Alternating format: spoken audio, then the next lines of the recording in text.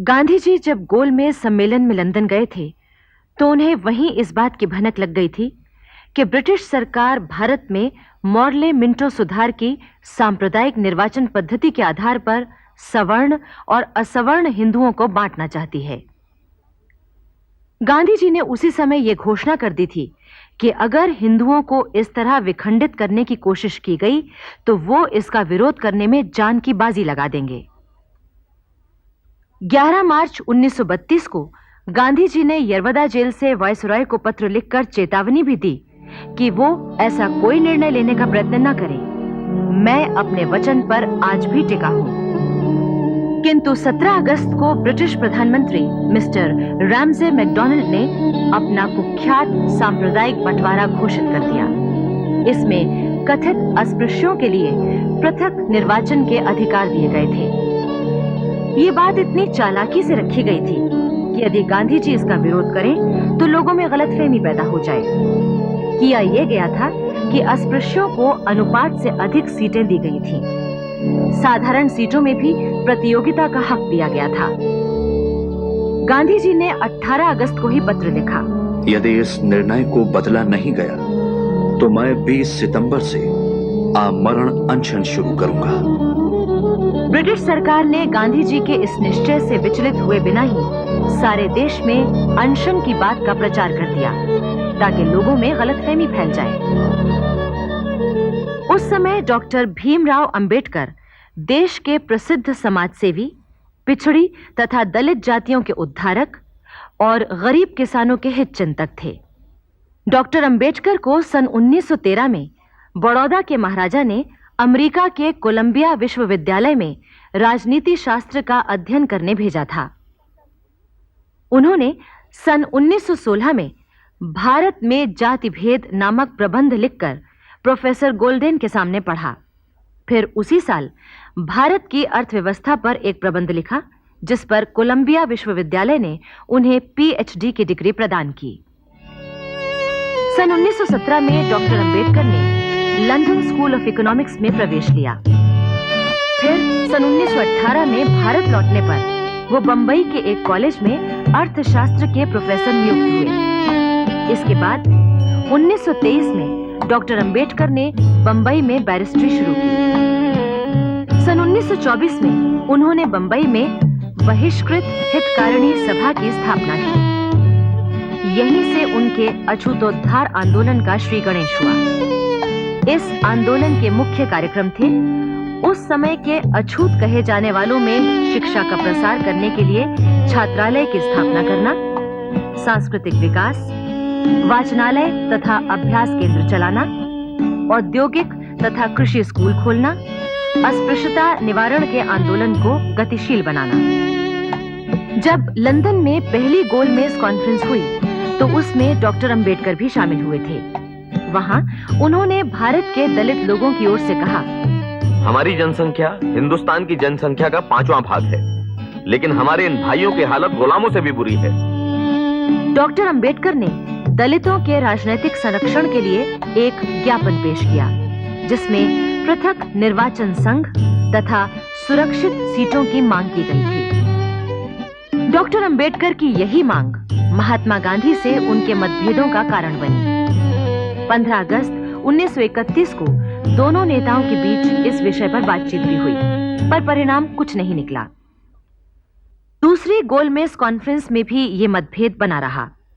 तब ये सोचा गया कि ब्रिटिश प्रधानमंत्री जो उचित समझें अपना फैसला दें, और 17 अगस्त 1932 को ब्रिटिश प्रधानमंत्री ने अपना फैसला सुना दिया तो गांधी जी ने अनशन करने की घोषणा कर दी। 20 सितंबर से महात्मा गांधी ने यरवदा जेल में अपना आमरण अनशन शुरू कर दिया। इससे सारे देश में चिंता फैल गई।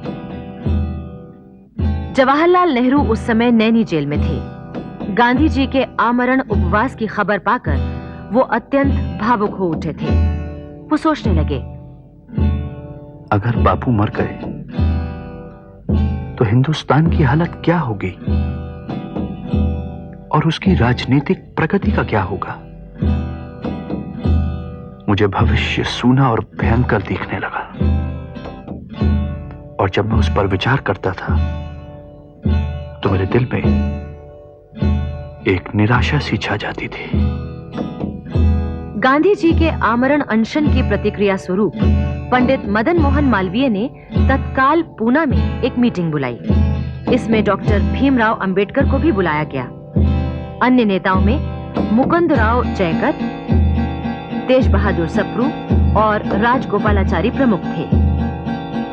मुकुंदराव जयकर समाज सुधारक, शिक्षा शास्त्री और नरम दल के नेताओं में से थे। वो बड़े ही तटस्थ और संतुलित विचारों वाले व्यक्ति थे। तेज बहादुर सप्रू उन दिनों के महान विधि विशेषज्ञ और बुद्धिजीवी थे। मुकुंदराव जयकर और तेज बहादुर सप्रू ने कांग्रेस और सरकार के बीच अनेक कानूनी मुद्दों को सुलझाया था। चक्रवर्ती राजगोपालाचारी महान बुद्धिजीवी और राजनेता थे। वो गांधी जी के भक्त और कांग्रेस के कर्मठ सेनानी थे। पूना में इन तमाम लोगों के साथ हुई बातचीत के परिणाम स्वरूप 24 सितंबर 1932 को एक समझौता हुआ, जिसे पूना पैक्ट कहा गया। गांधी जी ने भी इस निर्णय को संतोषजनक समझा। ब्रिटिश प्रधानमंत्री ने भी इसे 26 सितंबर को स्वीकार कर लिया। उस दिन गुरुदेव रविंद्रनाथ ठाकुर गांधी जी से मिलने गए थे।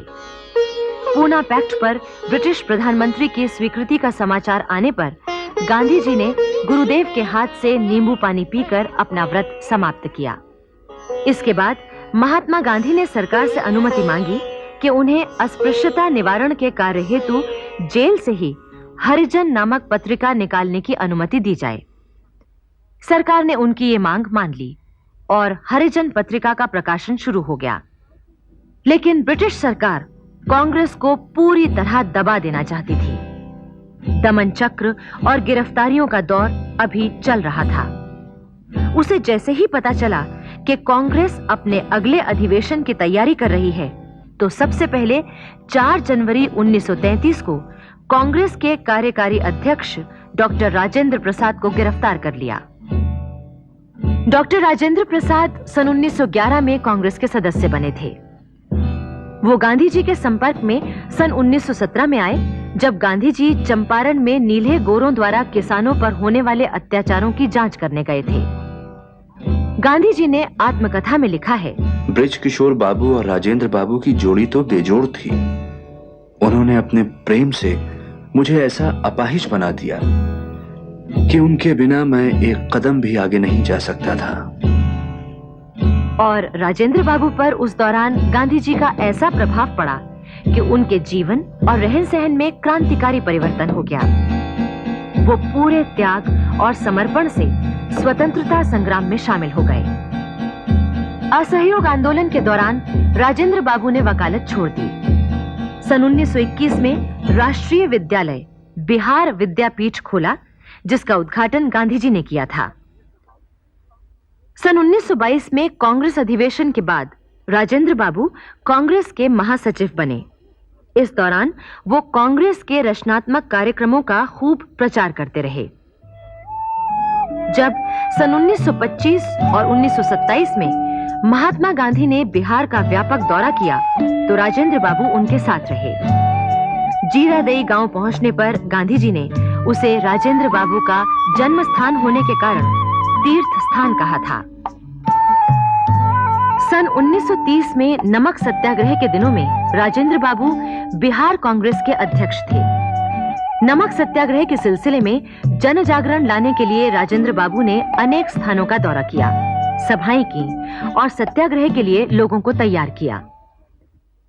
नमक सत्याग्रह की घोषणा होते ही बिहार के अनेक स्थानों में हजारों लोगों ने सत्याग्रह में भाग लिया और बदले में ब्रिटिश सरकार ने उन पर लाठियां और गोलियां बरसाने में कोई कसर नहीं उठा रखी।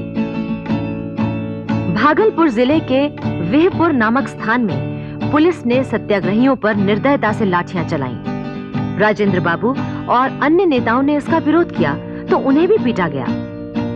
राजेंद्र बाबू तो जख्मी हो गए थे। इसके कुछ ही दिनों बाद उन्हें गिरफ्तार करके 6 महीने की सजा सुना दी गई। फिर सन 1932 में सत्याग्रह के दौरान राजेंद्र बाबू को गिरफ्तार किया गया। इस बार भी 6 महीने की सजा दी गई और उन्हें अभी जेल से छूटे 6 महीने हुए थे कि कांग्रेस का कार्यकारी अध्यक्ष होने के नाते एक बार फिर पकड़कर जेल में बंद कर दिया गया। लेकिन अप्रैल 1933 में कांग्रेस ने अपने निश्चय के अनुसार कलकत्ते में अधिवेशन की तैयारी शुरू कर दी। ये अधिवेशन चौरंगी और धर्मतल्ला के चौराहे पर आयोजित किया गया था, इसलिए इसे चौराहा अधिवेशन भी कहा गया। ब्रिटिश सरकार इस अधिवेशन को किसी भी कीमत पर नहीं होने देना चाहती थी। अधिवेशन के सभापति इस बार भी पंडित मदन मोहन मालवीय होने वाले थे। उन्हें आसनसोल में गिरफ्तार कर लिया गया। इतना ही नहीं, अधिवेशन में भाग लेने के लिए जो 2200 प्रतिनिधि देश के तमाम हिस्सों से आ रहे थे, उन्हें रेलों और बसों से जबरदस्ती उतारकर गिरफ्तार कर लिया गया। फिर भी करीब आधे प्रतिनिधि अधिवेशन में पहुंच गए और श्रीमती सेनगुप्ता के सभापतित्व में अधिवेशन शुरू हो गया। ठीक इसी समय पुलिस ने प्रतिनिधियों पर आक्रमण कर दिया और भीषण लाठीचार्ज हुआ, किंतु लाठियों की मार सहते हुए भी कांग्रेस के शांत प्रतिनिधि उस समय तक बैठे रहे जब तक कि सारे प्रस्ताव पास नहीं हो गए। ये प्रस्ताव थे: सत्याग्रह आंदोलन को मजबूत बनाया जाए, विदेशी वस्त्रों के बॉयकॉट की अपील देशवासियों से की गई थी, गांधी जी को अनशन की सफलता के लिए बधाई दी गई थी और स्वराज्य के लिए कराची अधिवेशन में स्वीकृत प्रस्ताव के प्रति आस्था प्रकट की गई थी। पुलिस के दमन ने अधिवेशन में काफी गड़बड़ी फैला दी।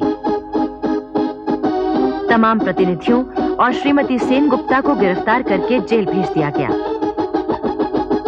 इतिहासकार लिखते हैं कि कांग्रेस का ये चौराहा अधिवेशन गिरफ्तारियों के लिए सदा याद किया जाएगा, क्योंकि ब्रिटिश सरकार ने भारत में आतंक फैलाने की पूरी कोशिश की और चाहा कि कांग्रेस छिन्न भिन्न हो जाए। 8 मई 1933 को गांधी जी ने आत्मशुद्धि और प्रायश्चित करने के लिए 21 दिन का उपवास शुरू किया। तब ब्रिटिश सरकार ने उन्हें यह कहकर जेल से छोड़ दिया कि उनका उपवास अस्पृश्यता निवारण के लिए है। जेल से छूटकर गांधी जी ने तुरंत एक वक्तव्य जारी किया कि सविनय अवज्ञा आंदोलन अस्थायी रूप से बंद कर दिया जाए। इस पर देश भर में लोगों ने गांधी जी के इस निर्णय पर असंतोष जाहिर किया। क्रांति दल के नेता और कांग्रेसी नेता दोनों ही गांधी जी के इस फैसले पर नाराज हुए। उस समय वल्लभ भाई पटेल के बड़े भाई विट्ठल भाई पटेल आंदोलन स्थगित करने के विरोध में एक संयुक्त वक्तव्य जारी करके कहा था: गांधी जी ने तो सत्याग्रह स्थगित कर दिया। ये एक तरह से इस बात को सिद्ध करती है कि वे नेतृत्व तो नहीं कर सकते। हम लोग इस निश्चित मत पर पहुंच चुके हैं कि एक राजनीतिक नेता के रूप में गांधी जी विफल रहे हैं। समय आ गया है कि कांग्रेस को एक नए सिद्धांत पर संगठित किया जाए। इसके लिए एक नए तरीके तथा एक नए नेता का उद्भव जरूरी है। गांधी जी ने सरकार से यह भी कहा, वे इस आंदोलन को स्थगित कर सकते हैं, किंतु शर्त यह है कि राजेंद्र प्रसाद, वल्लभ भाई पटेल, जवाहरलाल नेहरू, मदन मोहन मालवीय, खान अब्दुल गफ्फार खान आदि प्रमुख नेताओं को छोड़ दिया जाए। किंतु सरकार ने गांधी जी की ये अपील ठुकरा दी। धीरे धीरे सविनय अवज्ञा आंदोलन एक तरह से समाप्त हो गया। उस समय कांग्रेस के अध्यक्ष पद पर MS अणे काम कर रहे थे। उन्होंने पूना में प्रमुख नेताओं का एक सम्मेलन बुलाया और यह तय हुआ कि सार्वजनिक रूप से सत्याग्रह न किया जाए। हाँ, गांधी जी ने यह अनुमति दे दी है कि यदि कोई चाहे तो व्यक्तिगत सत्याग्रह कर सकता है। इधर गांधी जी ने फिर लॉर्ड विलिंगडन से बातचीत करने का प्रयत्न किया, पर लॉर्ड विलिंगडन इसके लिए तैयार नहीं हुए। तब गांधी जी ने व्यक्तिगत सत्याग्रह 1 अगस्त से शुरू करने की घोषणा कर दी। उन्होंने साबरमती आश्रम भंग कर दिया और आश्रम वासियों से कहा, आप सब कुछ होम करके व्यक्तिगत सत्याग्रह के लिए तैयार हो जाएं। किंतु सत्याग्रह शुरू होने के पहले ही यानी 31 जुलाई की रात गांधी जी और उनके 34 आश्रमवासियों को गिरफ्तार कर लिया गया। इतिहासकार लिखते हैं कि इस समय न सिर्फ कांग्रेस बल्कि पूरा स्वतंत्रता आंदोलन बड़े नाजुक दौर से गुजर रहा था, क्योंकि ब्रिटिश हुकूमत उसे प्रभावहीन बनाने के लिए कठोर से कठोर कदम उठा रही थी।